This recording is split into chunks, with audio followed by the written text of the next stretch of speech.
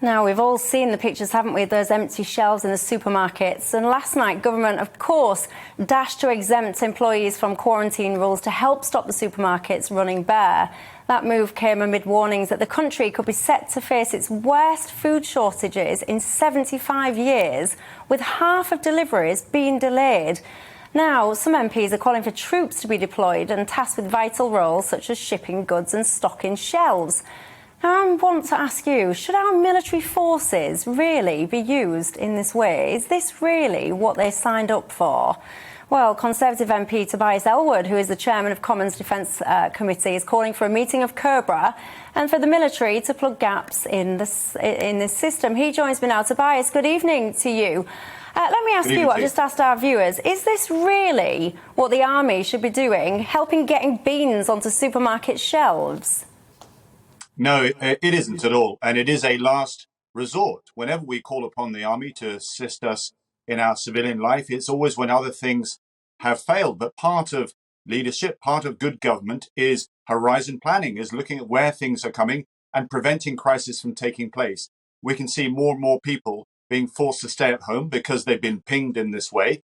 And we're at a critical point at the moment. The world is watching us and how we handle this third wave with this Delta variant being so dominant. We have got ahead of the game in one sense because we've been able to vaccinate so well, but there's always been a balance between the health of the nation, liberating our economy and retaining the consent of the British people. And the way you're speaking now actually shows you're even encouraging people to delete the app. I'm saying the government needs to show some leadership itself and recognizing that the damage that is being caused by people being pinged who have been double vaccinated, the impact on our workforce, on our economy, indeed, even on those who keep us safe at night. It's a single tool in our efforts to combat COVID, and it's a blunt instrument, which people are now, as you say, or have indicated, might even delete, or companies, because it's not legal, would actually tell their employees, you've got to come into work anyway. So it absolutely needs to be fixed. And that's why we need to have firm leadership from the government to advance us and navigate us out of this crisis.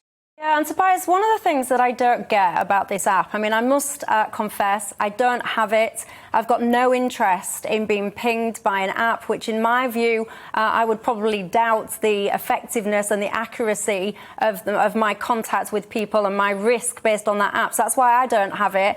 And I don't doubt, there'll be some people sitting at home who are very lucky.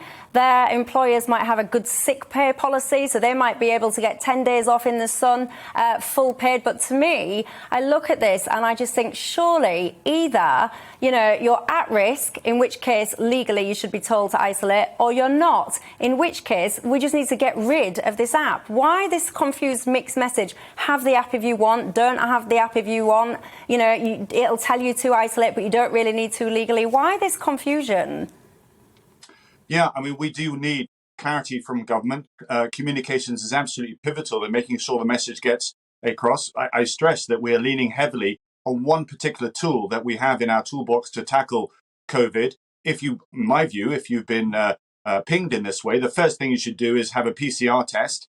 If you're then positive, that's when you should self-isolate. Quite rightly, you should then stay at home because you don't want other people infected. But the idea that we wipe out an entire workforce and get to the point that we introduce another crisis with the shelves being empty is completely wrong indeed. Yeah, and one of the things I found quite interesting today was the report, the Defence's contribution to the UK's pandemic response report. And it lists there lots of the ways that the armed forces, for example, have been deployed to help support the pandemic efforts. And I found a line in here that was really quite interesting. It explains in this report about how the armed forces have contributed capacity and personnel, but, and it says, most significantly, a different mindset and one which was more focused on objectives rather than process. And I think that is key here. Why is this government so lacking in focus on the objectives? Why do we need people like the army to come in and make sure that the objective is what is being focused on? Well, we should put this into context.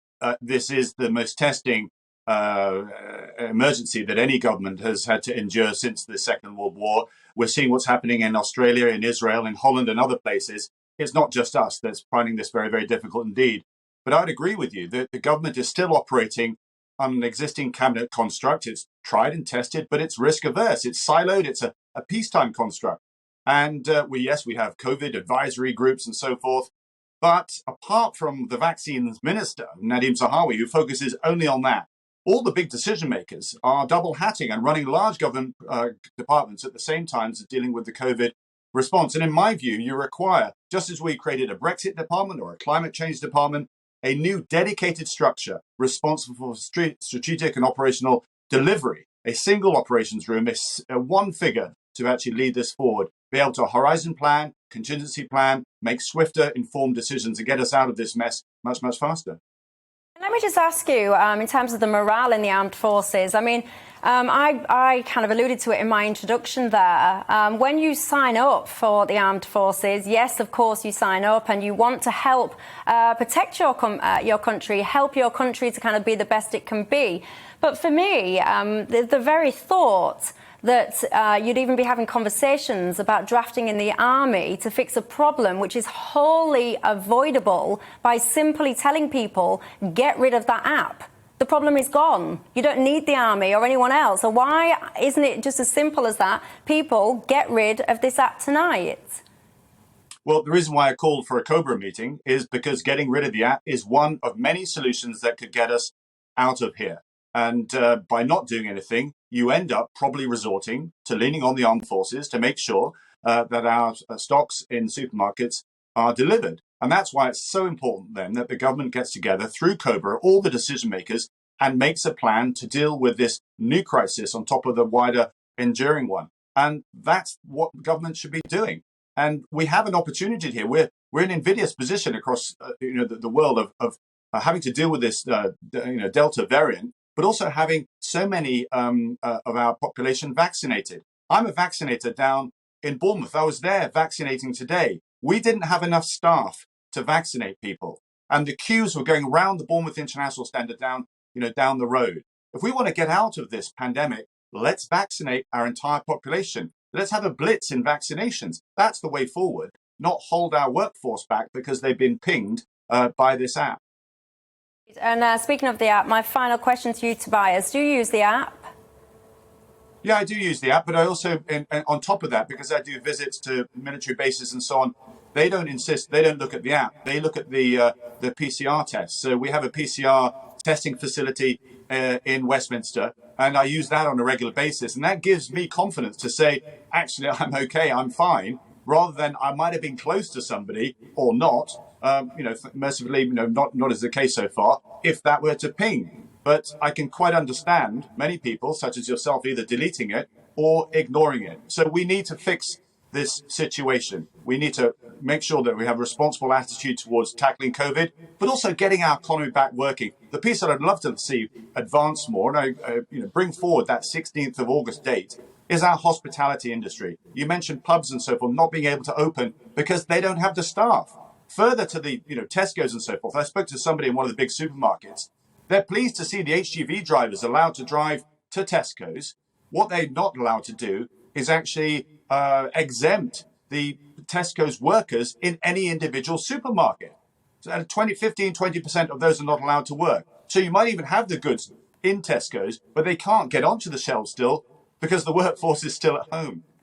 Yeah, indeed. And actually, Tobias, I know I said that was my last question, but on my surfer today, I've got Isabella Erkshot. And at the weekend, I think it was this weekend just gone, Isabel, you did an interesting video, didn't you, to members of Parliament, send them a message, which was all about the isolation and people being pinged. And all of a sudden, this new pilot that was being applied to the government as opposed to every other work. Have you got anything to say on that, Isabel, before we let Tobias head off? Well, what I've got to say is I'm delighted that the Prime Minister and the Chancellor saw sense very quickly. What was extraordinary 2 hours. is that they thought that they could have got away with it in the first place. Understand that that decision was very much taken by number 10, not by the Chancellor, who I think generally has rather a sharper political antennae than Boris Johnson. Yeah, and Tobias, I've got to say, some of the things that do come out of government and the party at the moment, it does seem very one rule for one and one rule for all.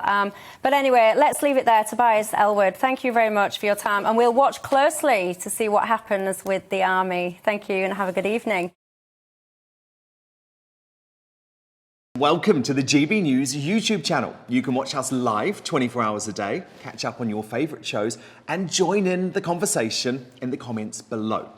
Don't forget to subscribe and you'll never miss any of our exclusive content.